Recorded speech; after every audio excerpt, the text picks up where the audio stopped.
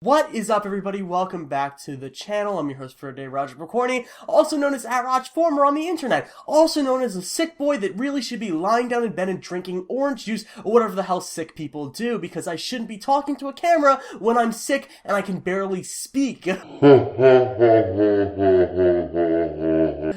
week I want to talk about the PS4.5, PS4K, or PS4 Pro, whatever the hell they're going to call it, because I found that to be noteworthy.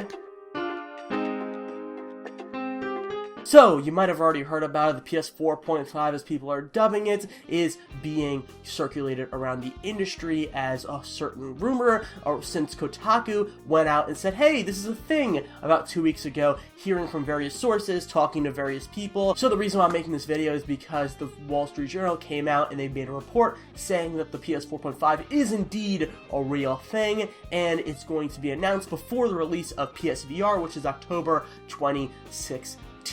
Wall Street Journal does not report on rumors, they report on facts, and they have a really good track record of being right, and it's probably going to happen, and it makes more sense for it to happen around E3 time. This is really good for a lot of reasons. First things first, if you're an impatient person like me, you want consoles, you want new things, you want exciting things at E3, you don't want to wait 6 years for PS5, PS6, whatever. And the weird thing about consoles, the reason why people go PC a lot of the times, is because the technology between PS4, PS5, PS3, PS2, whatever, there's a huge amount of change in that time. You know, the graphics card, the CPU stuff has already advanced in that time. So let's make an in-between console that will be able to kind of give players that graphical edge that PC players might be having at that same time. So it makes sense that this would happen, and I just think that the biggest problem here is if Sony screws up the launch of it. I think if they market this as almost like an Apple type product where it's like, okay, this isn't necessarily the iPhone 7 or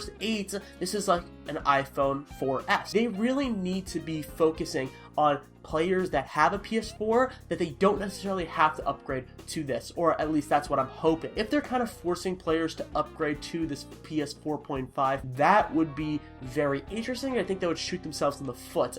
I don't think they're going to do that. I think they're smarter than that. I think they're going to be like, hey, listen, you have a PS4, you're a first-day adopter, we love you so much for buying this console, keep with it. You're going to be able to play every single PS4 game that comes out from now. But PS4.5 players, people that buy that console, will be able to turn on a little button and you'll be able to play the game at a higher resolution or just better graphics. Maybe Sony's going to be forcing developers to maybe put a little bit of graphic scaling inside of their engines for consoles, which is very exciting. I would love to have a game that maybe looks a little worse but has 60 FPS. Oh my god, it's so good.